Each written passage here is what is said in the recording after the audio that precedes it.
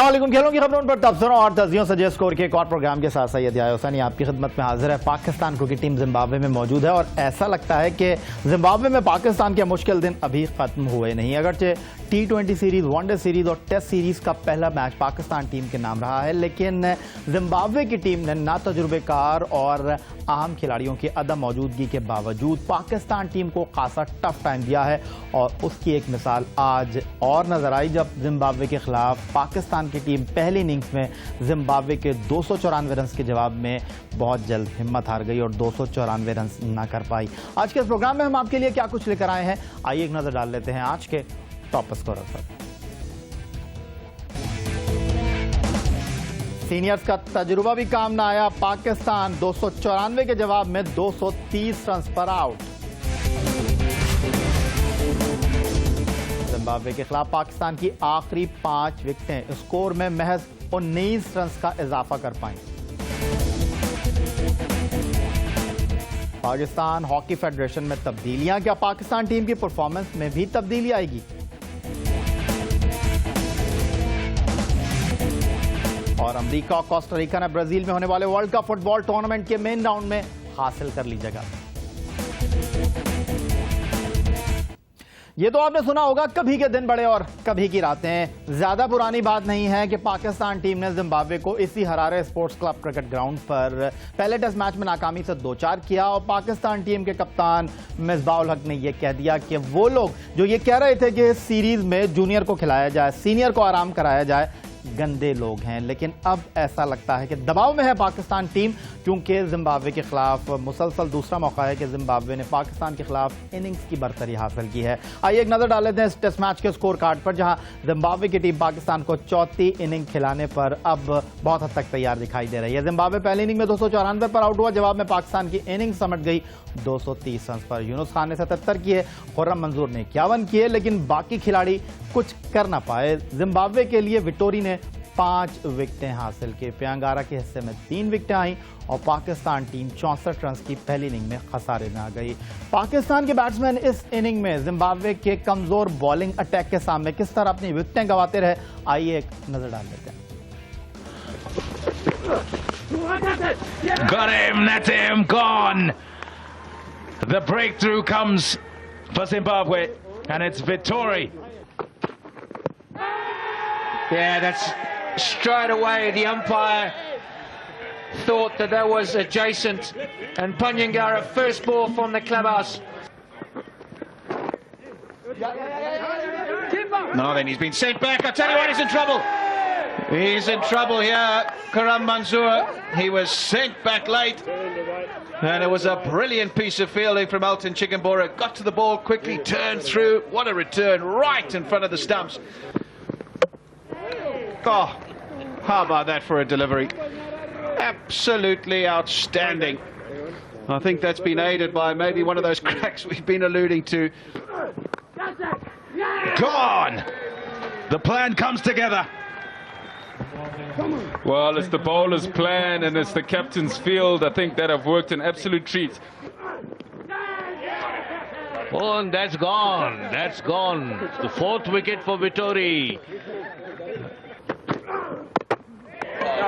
That's it. That's the end of the Pakistan innings. 5 wickets for Vittori. Lead of 64 as Rahadali is that Junaid is castled and Vittori is absolutely ecstatic. Well bowled, Brian Vittori. Pakistan के middle order batsman बिलखुसूस असद शफीक दौरा Zimbabwe की 3 innings में कुछ कर नहीं पाए हैं और जिम्बाब्वे के खिलाफ दूसरे टेस्ट मैच की पहली इनिंग में वो 10 रन बनाकर हिम्मत हार गए। किस तरह वो आउट हुए जिम्बाब्वे के खिलाफ अब तक खेली जाने वाली 3 इनिंग्स में, आइए आपको दिखाते हैं।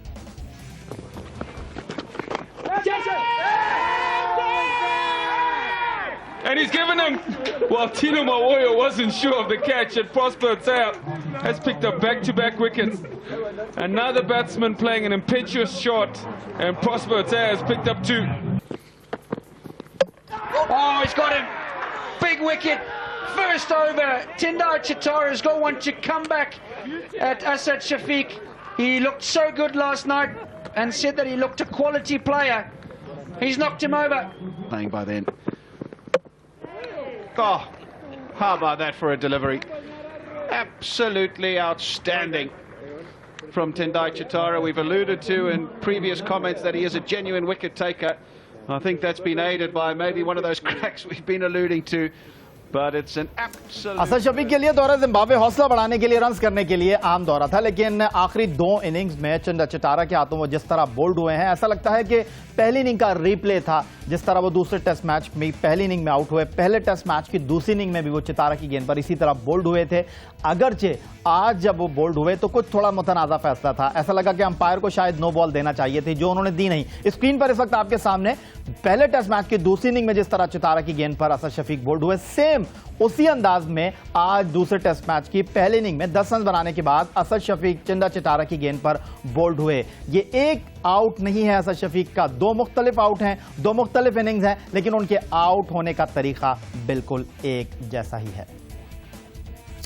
अब देखेंगे पाकिस्तान क्रिकेट मैनेजमेंट क्या करती है। असद शफीक की जगह फैसल इकबाल को न खिलाकर जो गलती की है, या कुछ भी कह लें, पाकिस्तान क्रिकेट बोर्ड की टीम मैनेजमेंट दौरे यूएई में, जहां जनूबी अफ्रीका के खिलाफ 3 टेस्ट मैचों की सीरीज 8 अक्टूबर से शुरू हो रही है, वहां पाकिस्तान क्रिकेट बोर्ड की टीम मैनेजमेंट क्या सोचती है। फैसल इकबाल एक बार फिर पानी पिलाकर ही वापस आ रहे हैं, और अब देखना यह है कि उनके बारे में क्या सोचा जाता है, जो 26 टेस्ट मैच खेल चुके हैं। उधर दूसरी तरफ यूनुस खान ने इस टेस्ट मैच में सेंचुरी स्कोर की। सेंचुरी पहले टेस्ट मैच में उन्होंने स्कोर की थी, वो भी डबल सेंचुरी की शक्ल में, और इस इनिंग के दौरान टेस्ट क्रिकेट में उन्होंने 7000 रन का संगे मील अबूर किया और पाकिस्तान के चौथे बैट्समैन बने टेस्ट क्रिकेट में 7000 रन बनाने के हवाले से। आइए आपको दिखाते हैं कि टेस्ट क्रिकेट में सबसे ज्यादा रन पर इस वक्त कौन सा खिलाड़ी मौजूद है। टेस्ट क्रिकेट में इस वक्त सबसे ज्यादा रन बनाने वाला खिलाड़ी कोई और नहीं, भारतीय क्रिकेट टीम का साबिक कप्तान सचिन रमेश तेंदुलकर है।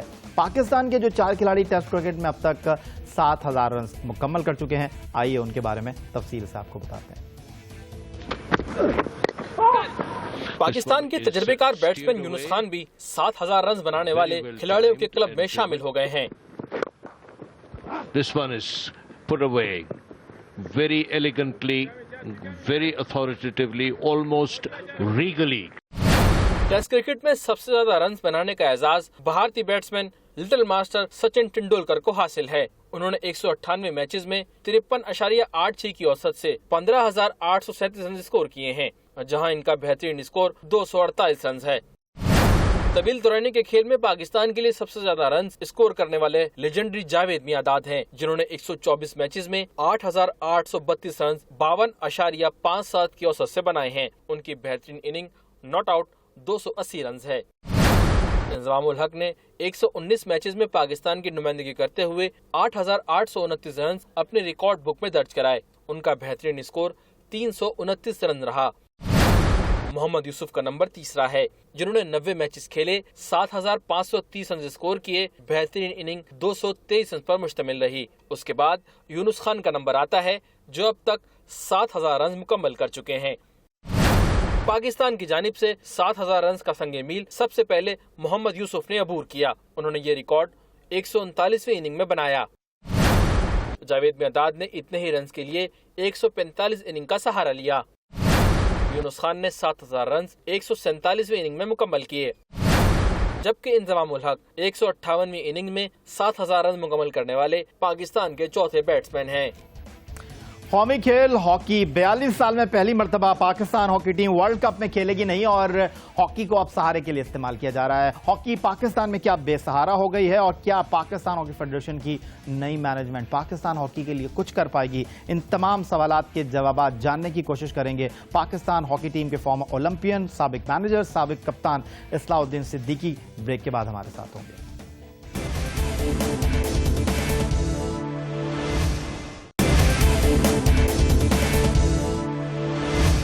एक बार फिर कहेंगे आपको खुशामदीद। सब नाराज हैं, सब बिल्कुल तशवीश में हैं और सब खामोश हैं, और ये बात मैं कर रहा हूँ पाकिस्तान के कौमी खेल हॉकी के हवाले से। और पाकिस्तान हॉकी फेडरेशन का एक अहम इजलास कल लाहौर में हुआ, और उस इजलास में तवक्को बहुत कुछ की जा रही थी, सोचा बहुत कुछ जा रहा था, लेकिन पाकिस्तान हॉकी फेडरेशन के फॉर्मर सेक्रेटरी आसिफ बाजवा ने सरप्राइज किया इस्तीफा देकर और उनकी जगह जॉइंट सेक्रेटरी ओलंपियन राना मुजाहिद जो हैं वो पाकिस्तान हॉकी फेडरेशन के नए सेक्रेटरी बन गए हैं। इस्लाउद्दीन सिद्दीकी साहब उन नाराज ओलंपियन में शामिल हैं जो बार बार ये आवाज़ उठा रहे थे कि पाकिस्तान हॉकी फेडरेशन में तब्दीली आनी चाहिए। तब्दीली आई है, सेक्रेटरी तब्दील हुए हैं, किसको आप खुशामदीद कहेंगे या आपको अभी कुछ सवालात मौजूद हैं? पहली बात तो ये कि ये हम किसी से भी नाराज़ नहीं है, कोई ओलंपियन किसी से नाराज़ नहीं है। हाँ, ये ज़रूर है कि तमाम ओलंपियंस अपने ख्यालात का इजहार करते हैं। जिसको लोग तनकीद कहते हैं वो हमारे मशवरे होते हैं। अब आप उसको कोई भी नाम दे दें और वो हमेशा अच्छे होते हैं। इस्लाउद्दीन सिद्दीकी साहब कहते हैं तनकीद बराए इस्लाह होनी चाहिए, तनकीद बराए तनकीद नहीं होनी चाहिए, लेकिन नाराज ओलंपियन ने सिर्फ एक ही बात की कि आसिफ बाजवा को जाना चाहिए, बाकी सब। अगर आप ये बात कहते हैं तो फिर ये बताइए कि हमें 12वीं में से 12वीं आने के बाद क्या कहना चाहिए था, हमें वर्ल्ड कप से बाहर होने के बाद क्या कहना चाहिए था? क्या हमको ये कहना चाहिए था वेल प्लेड, शाबाश, कीप इट अप? ये तो नहीं हो सकता ना। जब टीम खराब खेलती हारती है तो उसका यकीनन लोगों को अफसोस होता है, क्योंकि हम खिलाड़ी हैं, हमने सर्व किया हुआ है, 12-12, 14-14 साल खेले हुए हैं।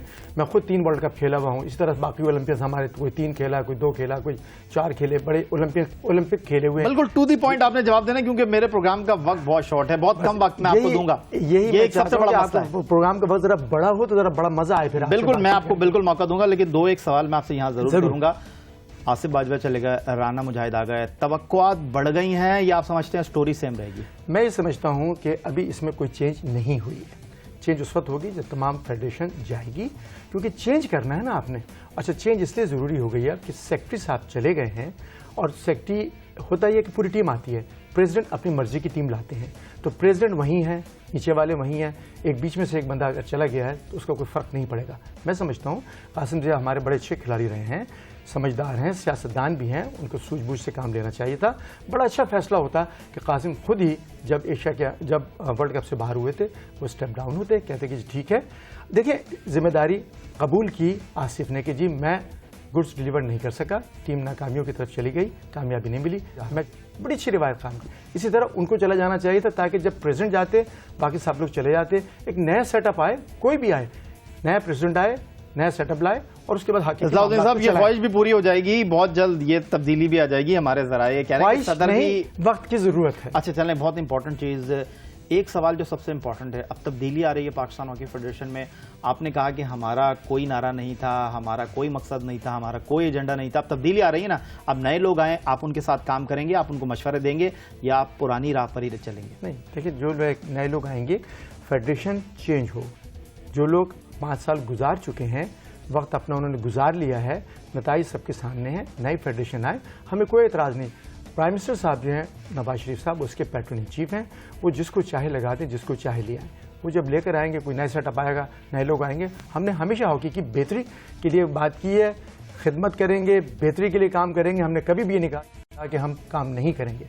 हम आज भी कर रहे हैं, कल भी काम करेंगे। कल मुख्तसर बात हुई थी पाकिस्तान हॉकी फेडरेशन के नए सेक्रेटरी से, उन्होंने कहा कि मैं आऊँगा, सबको ऑन बोर्ड लूँगा, सबसे बात करूँगा, मीडिया से भी पूछूंगा, नाराज़ ओलंपियन के घर भी जाऊँगा, अगर जाना पड़ा तो आप उनको वेलकम कहेंगे या घर के दरवाजे बंद कर लेंगे? नहीं, जहाँ तक आपने अभी अब बात की है तो वो मैं कह तो रहा हूँ कि चेंज अभी नहीं हुई है, चेंज तो अब आएगी। जैसे अभी आपने बीच में बातों में कहा था, तो फेडरेशन जब चेंज हो जाएगी, सारे लोग और दूसरे लोग आ जाएंगे, हमें कोई एतराज़ नहीं है। आए, वो भी काम करें, हम भी काम करें। हम तो बात ही नहीं कर रहे, हमने तो सिर्फ चेंज की इसलिए बात की है। अगर 5 साल देखें, 5 साल मिले या ये आपको भी पता है, फ्री हैंड मिला, नॉर्मल टाइम मिला, एक्सटेंडेड टाइम मिला, और गवर्नमेंट की जितनी सपोर्ट मिली, उनकी जो डिमांड्स थी हमेशा उन्होंने पूरी की, हमने कभी टूर्नामेंट्स में बेतहाशा गए, सब कुछ गए, नताइज नहीं आए ना। 12 में से 12वें आए, ओलंपिक्स में हार गए, बड़े टूर्नामेंट्स में हार गए, एक फैक्ट है। एशियन गेम जीते, कोई शक नहीं, सबने अप्रिशिएट किया। अब बात सिर्फ ये है कि अब आप नए सेटअप के साथ काम करेंगे, नए लोगों को लेकर आए, नए, उनका विजन भी बढ़ा हुआ होगा, सब कुछ होगा, नई सोच होगी, और फिर ये टूर्नामेंट्स आते आएंगे भी। वो नए लोग कौन है, आप? नहीं, कोई नए लोग कोई भी हो सकता है, नए लोग कोई भी हो सकता है। आप बताएं कौन है वो नए लोग? नहीं, नए लोग तो मेरा काम नहीं है। नए लोग जो लाएंगे वो प्राइम मिनिस्टर साहब लाएंगे, क्योंकि वो पैटर्न चीफ हैं। अगर मुझसे पूछें तो मैं जरूर बताऊंगा। अगर वो नहीं लाते और इन्हीं के साथ काम करते हैं तो आप इनके साथ हाथ मिलाएंगे या नहीं मिलाएंगे? फिर ये चेंज नहीं हुई, फिर वो चेंज नहीं हुई, ये म्यूजिकल चेयर हुई। म्यूजिकल चेयर ना करें, मैं समझता हूँ इस वक्त की जरूरत है। 5 साल हो चुके हैं, 5 साल बहुत फेयर टाइम होता है किसी को भी। आप एक बात मुझे बताएं, अगर इस वक्त 5 साल जिन लोगों ने गुजारे हैं और अगर वो ना होते, उनकी जगह कोई और होता, तो क्या कुछ होता? मैं कहता हूँ इतना बड़ा हंगामा होता, आप सोच भी नहीं सकते। तो जनाब, ये पाकिस्तान हॉकी फेडरेशन के नए सेक्रेटरी ओलंपियन राना मुजाहिद के लिए पैगाम समझ लें, ये जवाब समझ लें या जो समझना है समझ लें। पाकिस्तान हॉकी टीम के साबिक कप्तान, साबिक कोच, साबिक मैनेजर ओलंपियन इस्लाउद्दीन सिद्दीकी कहते हैं कि हम जहां थे वहां हैं, जहां खड़े थे वहां खड़े हैं और तब्दीली पाकिस्तान हॉकी फेडरेशन में नहीं आई है। और यकीनन बहुत माजरत के साथ तशनगी है कि बहुत सी चीज़ें बात करना चाहते थे, लेकिन वक्त हमें इस बात की इजाज़त नहीं दे रहा। एक छोटे से ब्रेक का वक्त हुआ है, ब्रेक के बाद कुछ बात करेंगे दुनिया के मकबूल खेल फुटबॉल पर।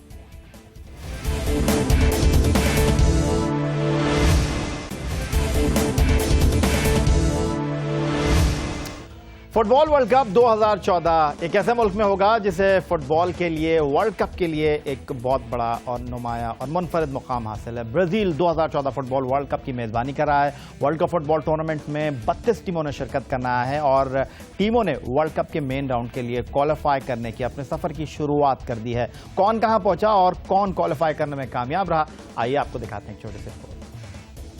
इटली, हॉलैंड, अर्जेंटाइन, कोस्टारिका और अमेरिका ने आइंदा साल ब्राजील में शेड्यूल फुटबॉल वर्ल्ड कप के लिए क्वालिफाई कर लिया। कॉन्कैफ से अमेरिका और कोस्टारिका ने मेगा इवेंट में जगह बनाई। कोलंबस में होने वाले मैच में अमेरिका ने मेक्सिको के खिलाफ 2-0 से कामयाबी हासिल की, जबकि कोस्टारिका और जमैका के दरमियान मुकाबला 1-1 गोल से बराबर रहा। मगर इन दोनों टीमों को वर्ल्ड कप में जगह बनाने के लिए होंडुरास और पनामा के दरमियान होने वाले मैच के नतीजे का इंतजार था, जिसके बाद अमेरिकी टीम को अपने मैच के बाद तकरीबन 1 घंटा इंतजार करना पड़ा। होंडुरास और पनामा के दरमियान मैच 2-2 गोल की बराबरी पर खत्म हुआ तो अमेरिकी टीम और कोस्टारिका को ब्राजील का परवाना मिल गया।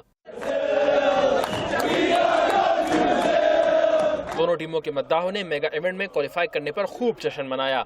इनके अलावा इटली, हॉलैंड और अर्जेंटाइन ने फुटबॉल वर्ल्ड कप में जगह बना ली है। आने वाले प्रोग्राम में भी यकीनन फुटबॉल वर्ल्ड कप 2014 और उससे जुड़ी खबरों पर फोकस हमारा रहेगा, लेकिन आज के प्रोग्राम में इतना ही। अगर आप हमें ईमेल करना चाहते हैं, बहुत ही आसान सा पता है, score@jio.tv। और अगर फेसबुक पर आप हमारा पेज विजिट करना चाहते हैं, जो आप बहुत ज़्यादा पसंद करते हैं, जिसे बहुत ज़्यादा फॉलो करते हैं, score.geo न्यूज़। इस प्रोग्राम की क्लिप भी आप फेसबुक के हमारे पेज पर देख सकते हैं। लेकिन प्रोग्राम के आखिर में वही बात कि पाकिस्तान में खेल और खिलाड़ी तरक्की करते रहें, इसी दुआ के साथ सैयद याह्या हुसैनी को स्कोर की पूरी टीम के साथ अगले प्रोग्राम तक के लिए इजाज़त दीजिए। अल्लाह हाफ़िज़।